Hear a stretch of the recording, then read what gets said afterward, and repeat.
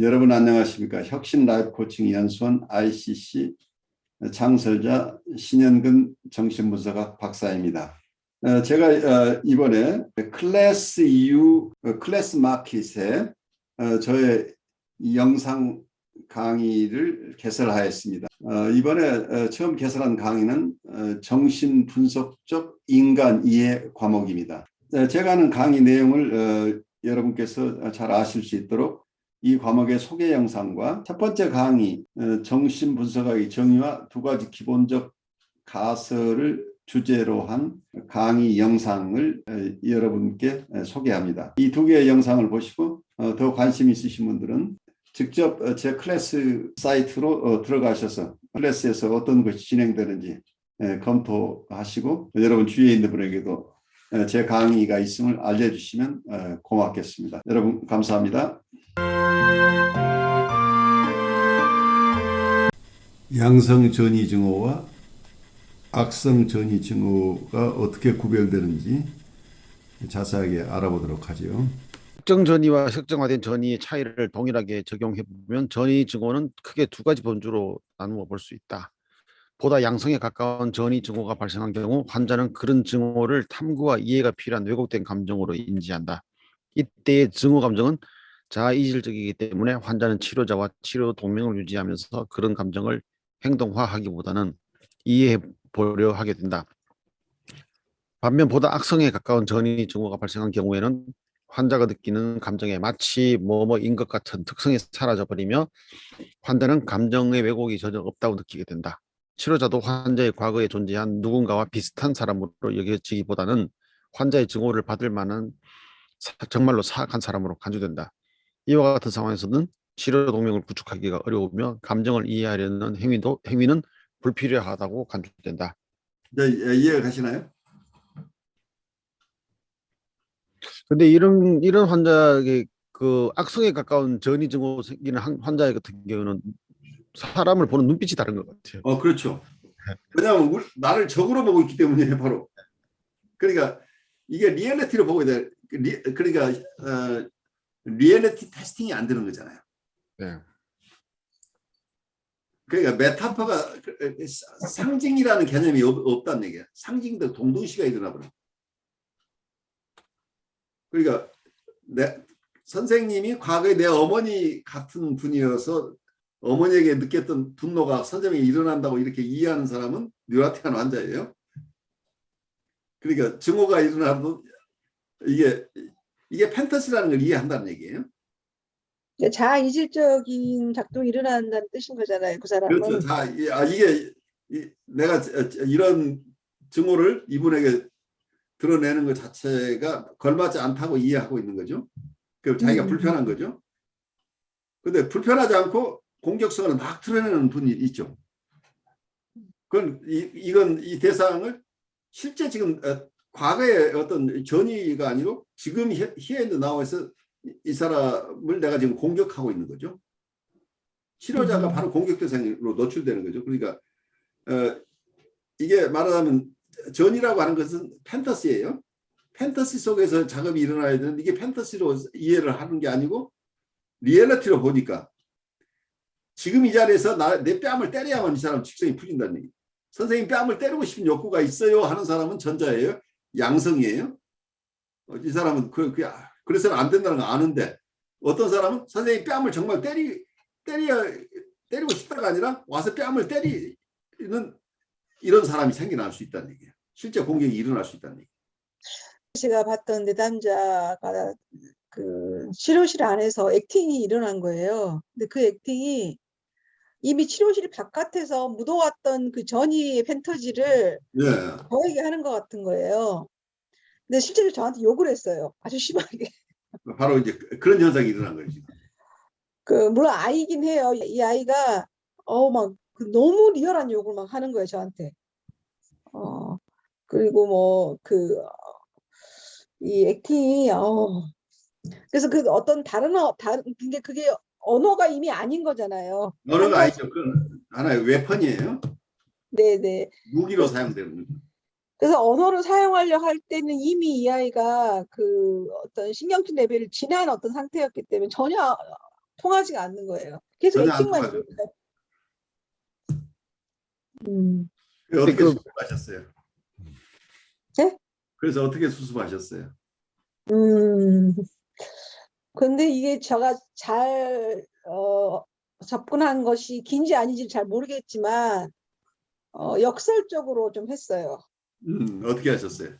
근데 그 역설이 제 안에서는 치료적이라는 걸 이게 자의식적으로 생각을 하고 했기 때문에 액팅이 아닌 역설로 그 생각을 인터벤션으로 봐야죠. 그런 게 개입이에요. 네네네. 네, 근데 제가 이제 순간 이 아이한테 이랬어요. 너가 지금 이렇게 하는 게 너는 바깥에서 화가 나서 지금 나한테 이렇게 말할 수밖에 없는 것 같아. 그런데 너가 이렇게 말할 때마다 겁이 더 날 것 같아. 내가 그렇게 얘기했어요. 예. 넌 더 훨씬 겁이 날 것 같아. 근데 만약에 너가 좀 더 차분해지면은 그때 우리 다시 이야기하자. 근데 선생님은 이제 너가 계속해서 이렇게 하면은 선생님이 여기를 떠나야 될 것 같아. 네가 안 떠난다 하니 내가 여기를 떠나야 될 것 같아. 근데 오케이. 떠나기 전에 네가 마음이 변화한다면 이야기해줘. 이렇게 이야기했던 것 같아요. 아주 좋은 인터벤션이에요.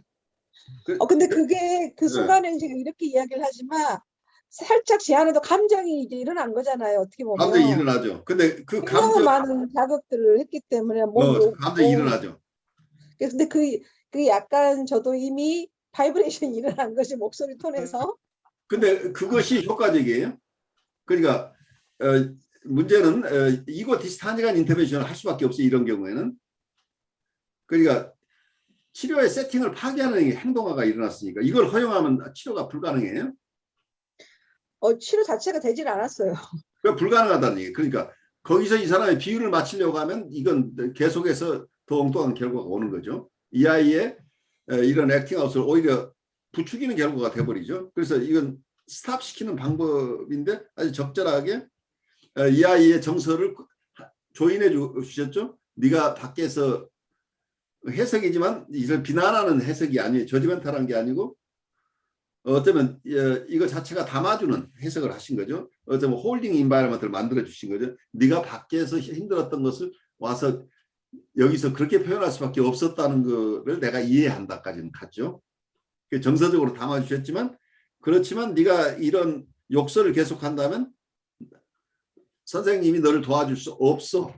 치료 세팅을 벗어나는 행동이기 때문에 네가 계속한다면 너 지금 나가야 돼. 나가. 이 얘기를 한 거예요. 근데 이게 그 굉장히 이야기였어요, 사실은요. 그러니까 get out. 너 나가. 이제 이 얘기를 점잖게 이 얘기를 한 건데 그게 필요하다. 그때 우리가 정서가 분명히 이 과정 속에서 이 아이의 분노가 나한테 지금 전이 돼 왔지. 역전이 속에 나도 분노가 지금 일어났어요. 근데 이 분노를 내가 액팅아웃이 아니고 이게 무의식적으로 내가 어떤 행동을 해버리면 이건 액팅아웃이에요. 그런데 내가 의식적으로 이 아이에게 어떻게 하는 게 좋을 것인가 해서 내가 사려 깊게 이 아이의 정서에 조이닝하면서 또 한편에서는 이 아이의 어그레션에 맞서주는 이고 디스타니간 어떤 인터벤션을 한 거예요. 그러니까 미러잉인데 이때는 이 아이가 행동한 거다. 이 아이가 나한테 욕설을 했어요. 근데 나는 이 사람한테 지금 뭐라고 해? 너 나가. 이 얘기를 한 거예요. 꺼져. 너 같은 녀석은 너 같은 녀석은 내가 싫어할 생각이 없으니까 나가. 꺼져. 이제 이 얘기를 하는데 이때 내가 정서를 담지 않고 너 그러면은 선생님이 못 보는 거야. 가지고 웃는 낯으로 이렇게 하면 아무 효과가 없어요. 그렇게 할 수가 없죠. 그러니까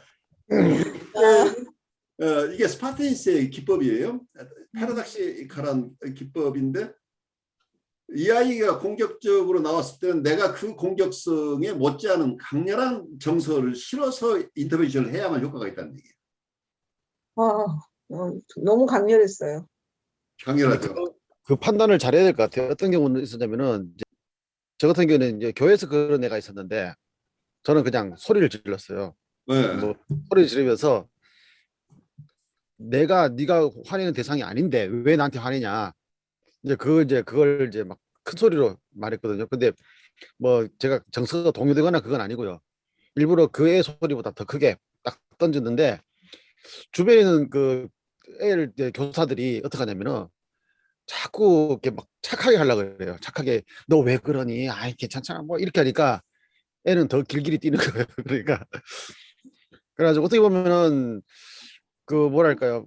그 그 아이가 어떤 때는 막 화내고 분노하는 거를 계속 그 허용하는 그런 분위기가 되어버리면은 그 애는 이제 마음껏 그냥 모든 대상에다 자기 화를 낼 수 있는 대상으로 막 삼아버리는 것 같아가지고 막 그렇게 했는데 그게 꼭 무슨 애가 문제가 있는 애뿐 아니라 겉으로 볼 때는 멀쩡하고 정상적인데 어떤 상황이 생기니까 그런 일이 또 그런 생기기도 하고 모습이 나오죠. 예. 예. 반사적으로 그렇게 반사적이라 해야 되나요? 하여튼 그 애가 화내는 게 대상이 다른 대상한테 화를 내고 있다면 일단은 액팅하고 하는 것을 중지시키는 게 중요하다 이 생각 들고 난 다음에 그래 네가 화가 난 건 알겠는데 중지한 다음에서야 네가 화가 난 건 알겠는데 그걸 그렇게 식으로 하면은 내가 어떻게 받아주냐 무슨 일인지 말을 해보라 그러니까 이제 그때서 이야기를 시작하더라고요. 그러니까 그러니까 적절하게 이게 뭐냐면은 그러니까 이고 디스타니가 미러잉을 하는 경우에 조이닝이나 미러잉을 하는 경우에는 이게 굉장히 패러독스칼한 거기 때문에 굉장히 위험 부담이 따라요. 그러니까 불가피한 경우에 사용하는데 이때는 굉장히 조심스럽게 하고 그 결과도 주시해야 되죠. 이 인터벤션이 잘 되면 이 아이는 실제로 자기가 엄청나게 공감받았다고 느낀다는 얘기예요. 내가 공격성을 사용했기 때문에 자기가 지금 자기한테 있는 울분, 공격성을 선생님도 가지고 있다는 거라 무의식적으로. 자기만 화를 내는 줄 알았는데 선생님 근데 생글생글 웃으며 너 그렇게 하면 안 되지. 착하지? 그 얘기 욕하지 마. 이런 식으로 금지를 시킨다고 해서 얘가 금지가 되는 게 아니라 그러면 자기 화난 것을 전혀 모른다고 느낀다냐 아이는. 자기 정서를 몰라주고 엉뚱한 소리만 하고 있다고 느끼는데 선생님이 같이 너 그러면 나가. 너 같은 녀석은 내가 볼 생각이 없어. 했을 때 선생님도 지금 화가 났다는 것 자체가 무의식적인 미러잉이 일어난다. 자기가 공감받았다는 느낌을 가질 수 있다는 거예요. 근데 굉장히 어려운 기법이긴 해요. 근데 적절하게 사용하신 거예요. 굉장히 어렵고요. 이게 그 자기 처벌적인 부분에서 그 역전의적인 거에 이슈가 있는 어떤 상담자의 경우는 굉장히 많은 그 난해함을 느껴요. 굉장히 많은 생각이 가게 되고 그리고 이 아이가 가지고 있는 그 이전의 것과 그 이후 것, 중간 것들이 다 파노라마처럼 연결돼서 내가 이게 시기적절했나 이걸 굉장히 자기 분석적이고 이런 걸 이제 하는 거죠. 여하튼 근데 이게 답이 탁 정해져 있는 것은 아니잖아요. 아니에요. 그러니까 결과는 알 수 없어요. 근데 그러니까 우리가 최선으로 판단하는 길밖에 없어요. 그리고 혹시 인터벤션이 실패했을 때는 바로 그 다음 또 다른 인터벤션을 해야 되는데 상당히 많은 경우에 효과가 있다는 얘기예요. 이때. 근데 신기했던 건 이 아이가 아까 그 강 목사님 이 아이는 그렇게 했을 때 내가 이렇게 하겠어요라고 다시 회귀했잖아요. 근데 이 아이는 회귀한 게 아니라 대화 자체가 안 되는 거예요. 어떤 걸 이야기해. 그래서 내가 나중에는 스탑 이렇게 이야기를 했어요. 너무 대화가 안 되고 완전히 나를 그냥 분노의 대상으로만 활용하는 느낌이었어요. 바로 그거죠. 그랬는데 이제 내가 그렇게 해서 그 파라독스하게 사용해도 안 되길래 침묵을 해버렸어요. 그랬더니 이 아이가 조용해지면서 나보고 하는 이야기가 내가 그 이전에 했던 이야기를 학교에서 이러이런 녀석 때문에 내가 엄청 화나서 내가 선생님한테 그렇게 화를 냈던 거였어요 라고 이야기를 하는 거예요. 바로 그러니까 내 인터벤션이 효과가 있었던 거예요. 그러고 난 다음에 이 녀석이 어떻게 했냐면 그 왜 두더지를 막 때리는 게임기가 있어요. 저희 세팅 안에 그걸 가져와서 진짜 있는 짓걸 때리기 시작하는 거예요. 이게. 근데 공격성 대상이 옮겨간 거죠. 어떻게 보면. 그리고는 나갈 때는 굉장히 그 원래의 그 모습 괜찮은 자기의 모습으로 되고 나가는 거예요. 그러니까, 나한테 다 뭔가를 전가한 느낌으로. 그러니까 얘는 다 털어냈잖아요. 아, 근데 진짜 정말 예, 힘들더라고요. 조금 그게 힘들어요. 어려운 인터뷰션인데 그게 이제 여러분 경험이 쌓이면서 적절하게 그러니까 우리가 꼭 웃는 얼굴로 해가지고 사람들이 또 도와주는 것은 아니라 어떨 때는 엄하게 그러니까 프레임을 우리가 놓치지 않고 이 아이가 해서는 되는 것과 해도 되는 것과 해서는 안 될 것을 정확하게 우리가 그걸 잡아주지 않으면 어떤 면에서 이 아이들이 불안해서 얘기를 못해요.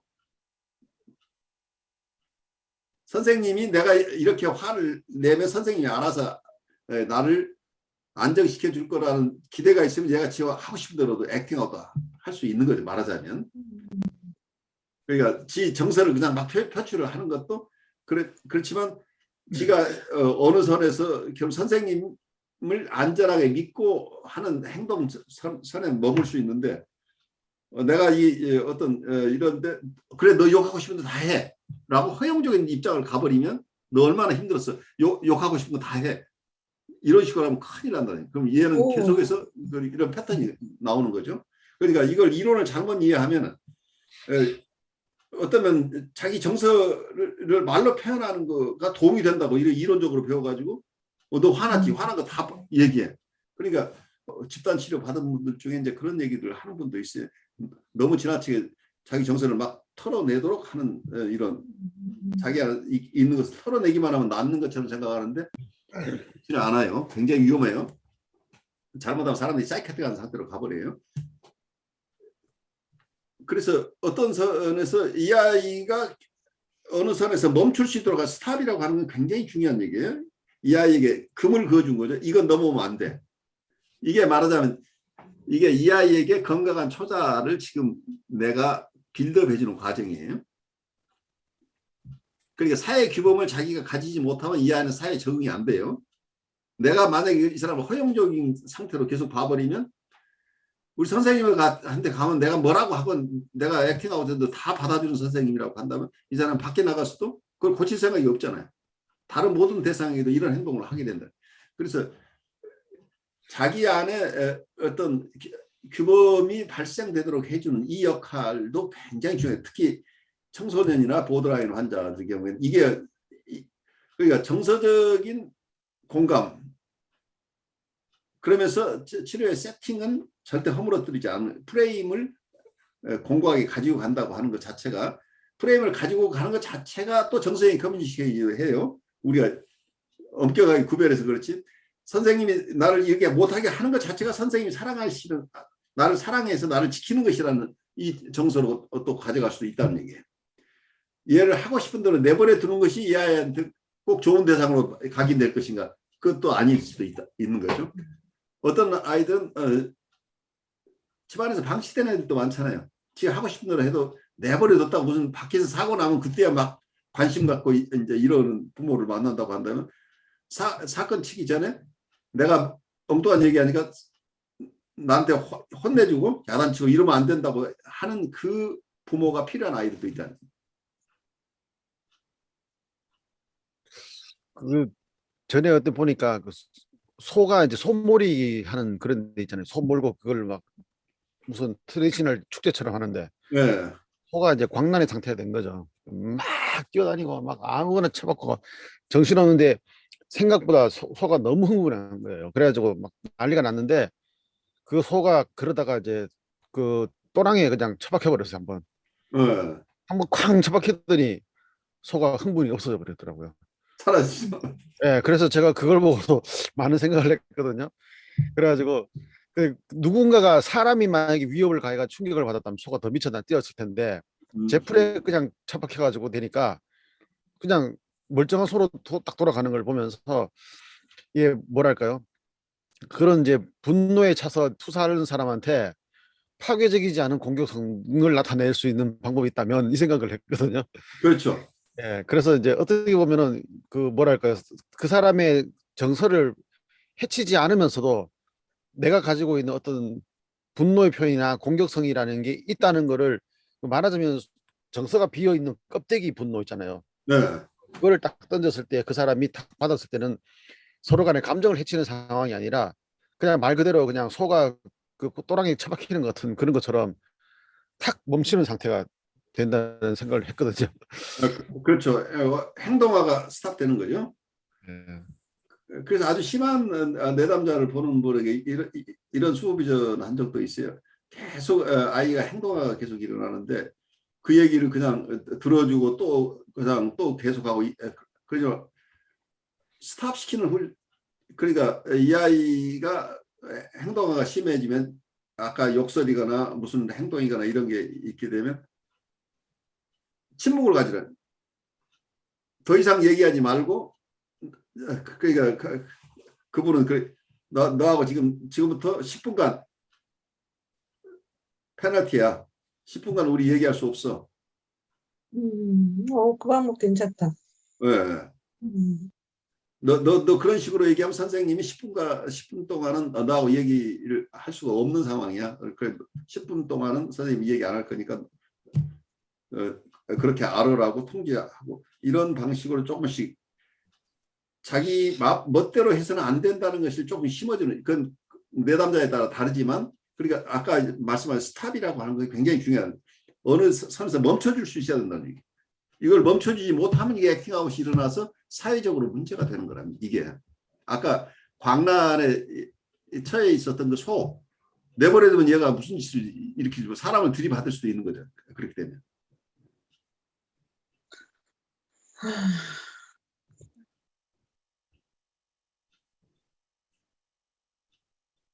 그래 이게 상징적으로 상징의 세계에 들어간 사람은 심볼릭 커뮤니케이션이 된다. 언어에 의한 커뮤니케이션이 되는데 이런 상징의 세계가 일어나지 않은 것. 그러니까 아까 상징적 동등시라고 상징을 상징으로서 그러니까 시그니파이어가 있는데 이거 상징하는 언어가 있는데 그 상징하는 언어는 그 다른 것을 표상하는 건데 그러니까 상징이 있고 상징에 의해서 표현되고 있는 것이 있는데 말하자면 선생님은 지금 어떤 상징이란 말이에요. 과거의 원대상하고 가지고 있어 원대상을 나한테 투사를 했으니까 내가 원대상처럼 느껴지고 있을 뿐이지 원대상은 아니라는 얘기예요. 이걸 이해하는 사람은 뉴라티칸 환자예요. 근데 이걸 이해하지 못하는 사람은 지금 나를 공격한다는 얘기. 바로 그러니까 상징과 상징적 동등시를 구별하지 못한다는 얘기예요. 그 지점까지 발달하지 못한 사람들의 얘기니까. 그래서 이분들이 그것을 이해할 수 있도록 점차적으로 하는데 굉장히 어려운 게 이 울타리를 잘 쳐줘야 된다는 얘기. 이게 링 밖으로 나가면 이 사람은 아까 광란의 소가 되어버린다는 얘기예요. 링 밖으로 나가지 않도록 그 링 안에서만 규칙대로만 하도록 그게 어떤 치료의 세팅 안에서 치료의 세팅에서 움직인다고 하는 게 트랜스퍼런스라는 게 상징의 세계예요. 언어로 표현하는 것 자체가 상징을 사용하는 거죠. SEF라고 하는 것 이게 비유법이잖아요. 비유법을 이해한다는 거예요. 비유법을 이해하는 레벨에 갈 수 있도록 도와줘야 된다. 선생님한테 화가 났지만 선생님 정작 선생님한테 화난 게 아니고 아까 밖에 있던 친구가 나한테 이렇게 심하게 해서 결국 선생님한테 내가 화가 납니다라고 얘기를 바로 하는 애는 액팅아웃을 안 하는 애죠. 근데 아까 그 애는 액팅아웃을 했죠. 그렇지만 내가 얘를 스탑시켜놓고 침묵을 하고 있으니까 자기가 그러니까 만족이 되면 이 아이들은 성찰을 안 한다는 얘기예요. 만족이 일어나면 자기가 심리적으로 처리할 이유가 없죠. 만족이 있으니까 그걸로 끝났다는 얘기예요. 그런데 좌절이 생기게 프러스트레이션 자기 마음대로 못하도록 하니까 그때 자기한테 있는 이런 뭔가 충동이나 자기의 소망이나 이런 것들을 가라앉히면서 내가 왜 이러지? 내가 왜 이러고 있어? 라는 생각을 하게 된다.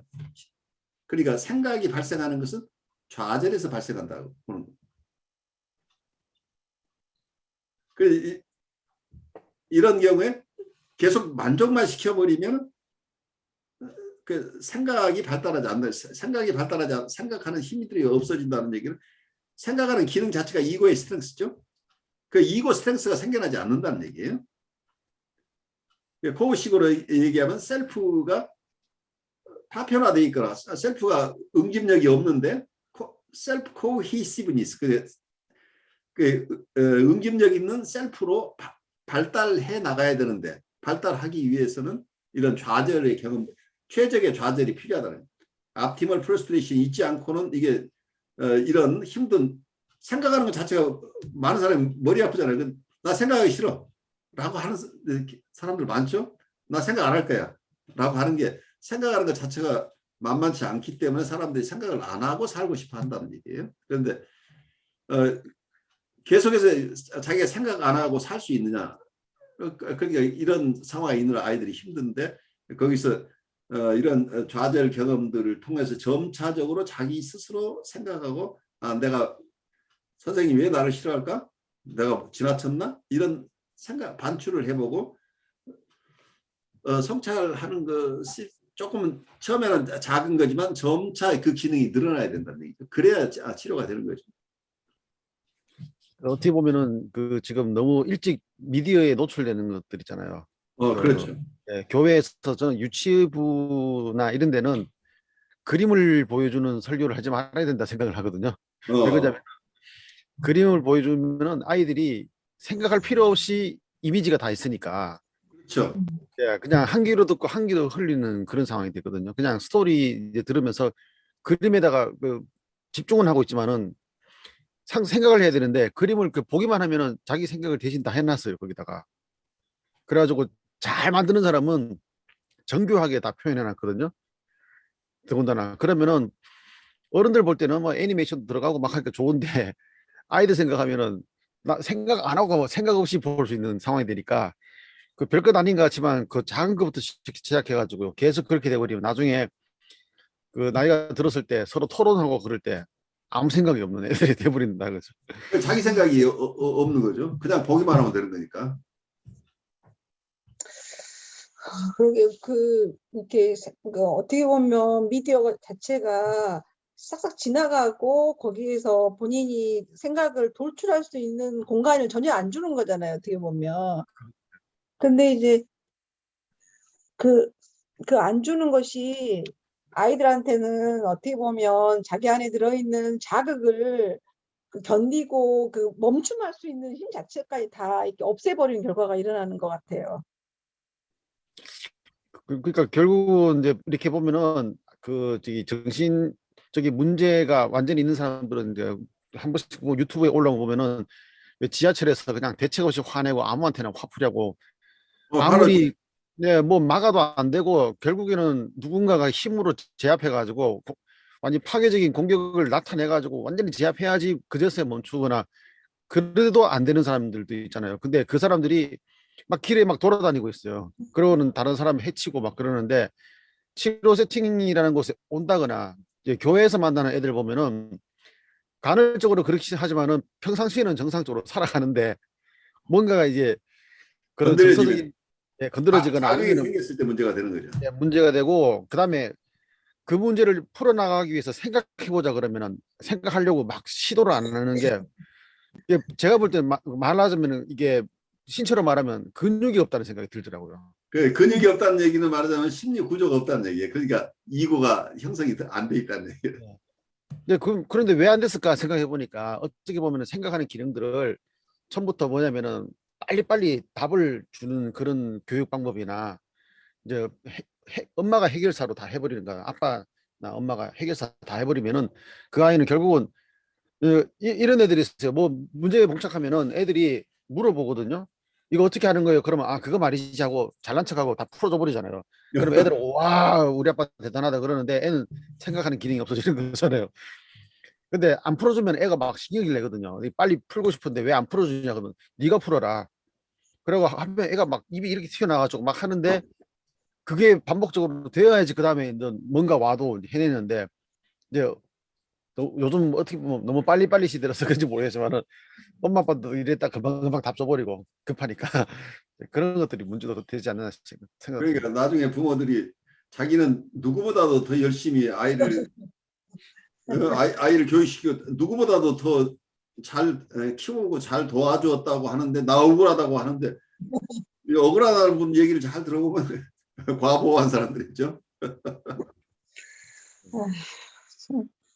그러니까 아이가 성장해야 되는데 성장을 기회로 안 주고 내가 편한 쪽으로 가버리는 겁니다. 어떻게 보면은 아이들이 지금 아까 그 내 케이스 같은 경우도 이 아이가 그걸 처리할 수 있는 그 자극이 일어났을 때 자극이 바로 와서 자기한테 만족을 줘야 되는데 만족이 오지 않으면 생각을 안 해버리잖아요. 근데 얘가 좀 사용했던 게 뭐냐면 야한 동영상이라든가 아니면 그 게임 중에 굉장히 레벨업이 계속 빨리빨리 되는 것들이 이렇게 파묻혀 있어가지고 이게 자극이 오면은 본인이 그걸 처리하는 것들이 낮아지는 이유가 점점점 거기에 이제 자기 쾌락을 빨리빨리 얻어내 버리니까 더 심해지는 느낌이 들어져요. 그러니까 자기 안에서 이걸 소화해낼 능력이 없는 거란 말이에요. 그렇죠. 그 충동 조절이 안 되는 거죠, 보통. 그 어떤 충동이 왔을 때 이 건강한 아이들은 그 충동을 좀 가라앉히면서 내가 할 수 있는 것과 없는 것을 구별하잖아요. 그러니까 이게 이제 슈퍼이고가 있는 거죠. 그런데 이렇게 온실 속에 자라버리거나 과보로 이렇게 자란 아이들 또 뭐 똑같아요. 아주 박탈이 심한 사람이나 과보나 결국은 같아요. 그러니까 과보라고 하는 건 사실은 과보가 아니고 그것도 박탈이에요. 왜냐하면 부모가 참다운 사랑을 준 게 아니고 아이에게 필요한 걸 준 것이 아니고 자기가 아이로부터 불편함을 겪지 않는 쪽으로 아이가 원하는 걸 다 줘버려서 자기가 참으로 아이가 무엇을 원하는지 정서적인 커뮤니케이션을 안 하고 산 사람이잖아요. 그러니까 과보했다고 하는 사람들은 대부분 박탈자라는 얘기예요. 말하자면. 그래서 그 두 가지가 거의 같은 건데 그래서 이 사람들이 결국은 사고의 기능이 없다는 게 문제거든요. 사고가 있어야 충동 제어를 할 수 있는 힘이 생깁니다.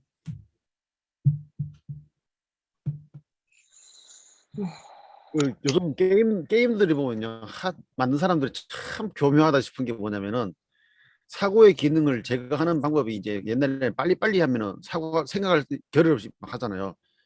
근데 요즘 게임들 보면은 너무 느리게 해요. 너무 느리게. 예, 진행이 안 되거든요. 뭐 예를 들어서 게임 무슨 아이템이 있어야 되는데 그 아이템을 하나 얻으려고 하면 일주일씩 기다리고 막 이래야 되는 거예요. 근데 돈을 쓰면은 금방 해요. 돈을 쓰면 바로 그 아이템이 바로 맞아요. 생기는데 입금 처리가 되면 바로 진행이 네. 돼요. 아니면은 일주일 막 한 달씩 막 걸리거든요. 그러면은 지금 그걸 못 견뎌가지고 이미 돈을 주고 아이템을 산 사람은 게임 진행하는 거 보면 정신없게 막 나가거든요. 그러면은 빨리빨리에 길들여져 있던 사람이 엄청 느리게 하니까 이 빨리빨리만큼이나 더 엄청난 그 자극이 일어나는 거예요. 그게 그래가지고 그렇죠. 생각의 기능을 이걸 그 사실은 기다릴 이유도 없고 그걸 돈 주고 살 이유도 없어요. 그냥 안 하면 되는 건데 이미 자극이 들어왔으니까 처음에는 방법이 뭐냐면 처음에는 그냥 적절한 시간에 진짜 적절한 시간에요. 적절한 시간에 아이템을 제공하다가 어느 정도 레벨이 되고 나면은 갑자기 이게 막 한정씩 길어지는 거예요. 그러면 그때부터 애들이 막 미치기 시작하는 거죠. 그러니까 굉장한 참 어쩌면 가혹한 상업주의죠. 철저히 상업주의에 물들어 있는 거지. 조종하는 거지 아니에요. 조정하는 거죠. 그러니까 아이들을 굉장히 탐닉하게 만들어 놓고 마지막에 딱 좌절을 시켜 놓으니까 이 아이들은 그걸 견디지 못하니까 돈으로 뭘 지금 바로 해결해야 되는 거죠. 기다리는 것도 견딜 만큼 기다리게 해야 되는데 정말 이거는 견딜 수가 없을 만큼 길게 기다려야 되면은 그 아이들은 오히려 저기 뭐냐 빨리빨리 하는 것보다요 더 심한 이게 분노가 일어나고 더 한 거죠. 예. 왜냐하면 이게 쌓이니까 자기 소망이 계속 충족되니까 충동은 점점 커지잖아. 그러니까 빨리빨리 할 경우에는 자기한테 쌓이는 것은 별로 없잖아. 그때그때 발산을 하니까. 근데 느리게 하니까 자기한테 일어나는 충동은 양이 계속 누적되니까 견딜 수가 없는 거죠. 제어할 수가 없는 상황이 되니까 행동화가 나오는 거죠. 돈 주고 사야 되는 상황이 일어나고. 그래서 게임 중에서 무슨 아이들 하는 게임이 있어요. 아이들. 네. 그러니까 공회전이잖아요. 자동차로 말하면은 그 게임이 그냥 아무것도 하는 거 없어요. 그냥 눈으로 보고 클릭해가지고 예를 들어서 광물을 캔다 그러면은 이게 곡괭이질 하는 것만 그것만 있어요 게임에. 근데 그거를 레벨이 자꾸 넘어가는데 나중에 되면은 너무 시간이 오래 걸리니까 그 쓸데없는 데다가 막 돈을 쓴다는 거예요. 그 게임 개발한 사람은 처음에는 돈이 안 벌어지거든요. 나중에 지나면 막 돈이 막 들어오는. 그러니까 그게 얼마나 그 게임 자체가 사람을 말 그대로 이게 생각하는 기능을 아이들로 만들어버리는, 공회전하게 만들어버리는 어, 어. 예. 그런 게임들도 많이 나오더라고요. 문명이 발달하면서 아이들을 위해서 많은 장난감도 주고도 많은 것들이 주어지는 것 같은데 사실은 아무것도 없었던 시절에 자라는 아이들보다 정서적으로 더 힘든 거죠. 제가 학교 다닐 때만 해도 학교에 갔다 오는 길에 시냇물이 흐르면 거기서 두어 시간 목욕하고 물장구 치고 그러다가 집에 오면 집에 와서 책가방 던져놓고 뒷동산에 가서 아이들하고 씨름하고 무슨 놀이하고 그러고 있으면 저녁 때쯤 되면 각 엄마들이 그 뒷동산에 대고 누구야 빨리 와 밥 먹어야지. 부모님들이 막 부르는 소리 날 때 그때 애들이 내려와서 저녁 먹고 그리고 옛날에는 숙제를 꼭 해야 되는 것도 아니었어요. 숙제를 안 해가도 좀 불편하긴 하지만 그냥 뭐 크게 문제되지 않고 그 숙제도 그렇게 많은 양을 주는 것도 아니고 그냥 저녁에 안 하면 아침에 학교 가서 잠깐 하거나 뭐 이렇게 할 수도 그렇게 과다하게 숙제가 부여됐다는 느낌이 거의 숙제 때문에 고생했던 기억이 없다는 얘기야. 학교에서도. 그러니까 아이들이 자연스럽게 뛰어놀면서 그 정서적인 발달들을 할 수 있는 그런 환경이었는데 요즘 아이들은 뒷동산도 없고 시냇물도 없고 집에 있는 것은 뭐 전자 영상이거나 아니면 여러 가지 플라스틱밖에 없는 거죠. 그 속에서 아이들이 건강하게 자란다는 게 참 쉽지 않은 어떤 도전 같아요. 저희 집 애들도 컴퓨터로 게임을 하는데 마인크래프트라는 거 혹시 들어보시는지 모르겠는데 그걸 하면은 그걸 이제 애들이 이제 예를 들어서 조금 지나친 어떤 그 액팅 아웃이 일어난다거나 아니면 뭔가가 해야 될 거 안 했거나 그러면 이제 그라운드 시키거든요. 못하게 하거든요. 딱 그러고 나면은 어떤 일이 벌어지면은 그냥 바닥에 누워 있어요. 이게 너 뭐, 엄청 중요하네. 근데 걔네들한테는. 예, 너 뭐 하냐 그러면은 할 게 없대, 할 게. 할 게 없다. 야, 왜 할 게 없냐 그랬더니 너무 지루하고 할 게 없다고.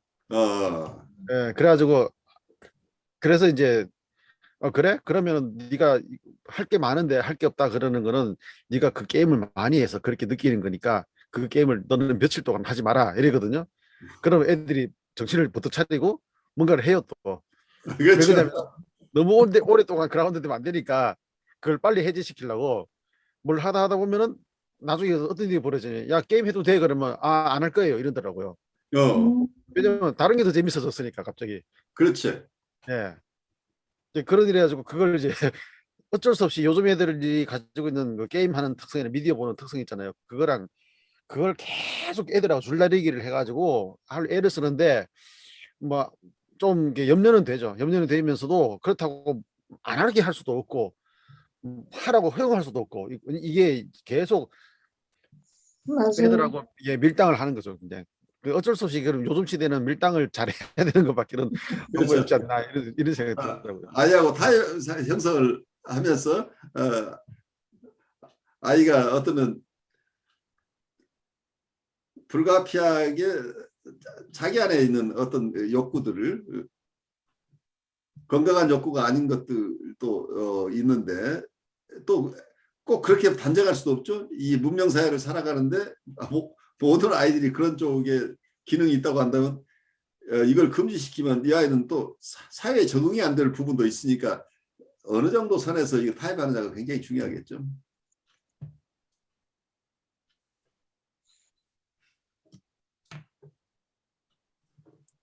뉴욕에는 애들을 그 권총 장난감, 총 장난감 있잖아요. 그 널프 해가지고 완전히 네. 진짜 장난감 같이 생긴 거 아니면은 원래는 살 수가 없어요. 옛날 한국에 비비총이라 그래가지고 정말 총처럼 생긴 거 있잖아요. 그런 게 자유롭게 사는데 뉴욕은 안 되거든요.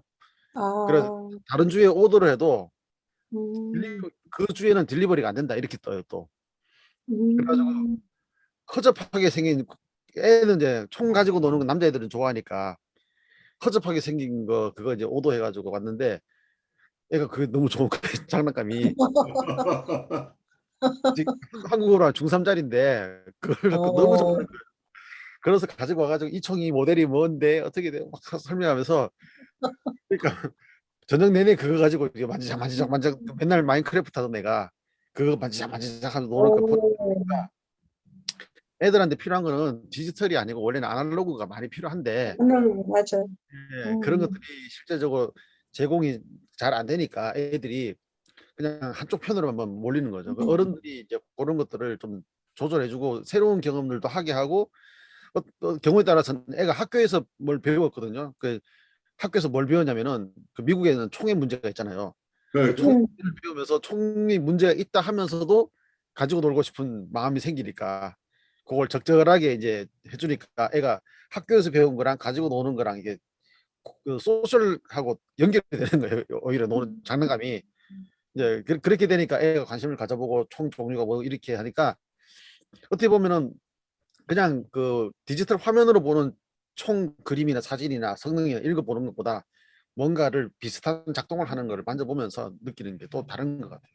그러니까 아이들이 음, 직접 만나보고 손으로 하는 게 굉장히 중요한데 너무 가상세계 속에 몰입해 있는 게 좀 걱정되는 부분도 많죠. 안타까워, 진짜 안타까워. 음, 그 가상 속의 세계 속에서 느끼는 정서도 그것도 리얼리티긴 한데 현실 세계에서 직접 사람들과 교류 속에서 일어나는 정서하고 다르다는 말이에요. 그게 이제 어려운 거죠.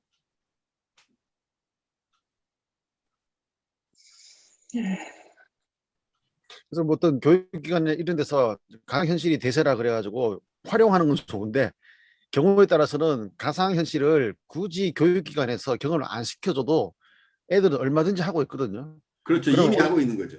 그러면 굳이 교육기관이나 이런 데서는 교회나 교육기관 이런 데서는 그걸 가져와서 활용할 게 아니라 새로운 경험으로서 아날로그의 경험들을 시켜주는 것이 오히려 더 밸런스가 맞지 않을까.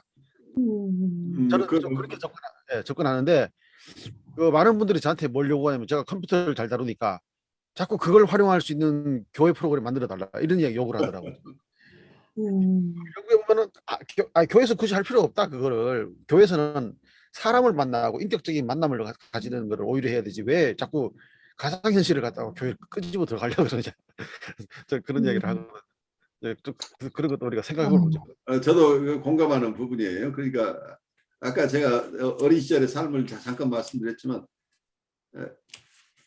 아이들이 새로운 세계에 적응도 해야 되지만 원래 인류가 태어나서부터 살아왔던 그 원래의 방식들 직접 살을 부딪히고 아이들과 게임하면서 같이 이렇게 놀고 교류하고 하는 그런 과정들이 굉장히 중요한데 요즘 뭐 유치원이나 유아원에서 그런 것들 잘 교육하는 기관들이 있겠죠. 근데 어떤 사각지대에서는 그런 것들이 너무 박탈돼 인격적인 교류가 정서적인 교류 그리고 아이들에게 있어서는 정서적인 교류가 결국 인격적인 교류죠.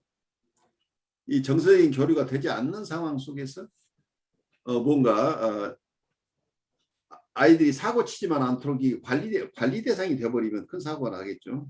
아이들이 큰 결핍을 경험할 수밖에 없게 되는 거죠.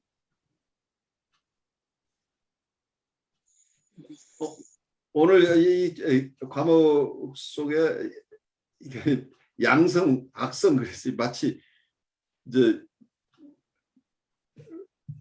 우리 암 환자들한테 하는 얘기 비슷하게 얘기를 했죠. 비나인 vs 멀리그런트 트랜스퍼런스 헤이트라고 그 전이 증오인데 그거 자체가 악성이냐 아니면 양성이냐로 지금 봤는데 그게 양성은 양성인 경우는 뉴라틱한 레벨의 환자들, 그리고 어떤 면에서는 멜라니 클라인이 얘기하는 디프레시브 포지션에 있는 그런 레벨에 있는 환자들의 얘기고, 여기서 악성 전이 증후는 어떤 면에서 보드라인이나 사이카틱한 레벨에 있는 그 프리에더파는 환자들에게서 우리가 많이 보는 것들이죠. 그래서 아니 심볼릭한 세계가 아닌 상징을 잘 이해하지 못하는 분들, 그래서 진정한 의미의 상징이 아니라 상징적 동등시가 일어나는 분들이니까 이분들은 직접적인 증오가 있을 때는 직접적인 증오의 방출을 하고 싶어하는 사람들이죠. 증오의 정서를 바로 방출해서 누군가를 공격하고, 그래서 어떤 이 증오를 배경으로 한 공격성의 사용으로 이렇게 자꾸 드러날 수 있는 것들인데, 이게 언어화하기 할 수 있도록 도와주는 역할이 굉장히 중요하죠. 그렇지만 액팅아웃이 되지 않도록 하면서 이분은 정서적으로는 자기 정서를 잘 표현할 수 있도록 도와주는 이 역할이 만만치 않아요. 근데 오늘 김석희 주님 케이스, 그리고 강 목사님 그 교회에서 케이스나 이런 것들 적절하게 울타리를 쳐준다는, 그 울타리를 쳐준다는 것이 이분들에게 어쩌면 그게 가장 중요한 기능이라고 하는 거죠.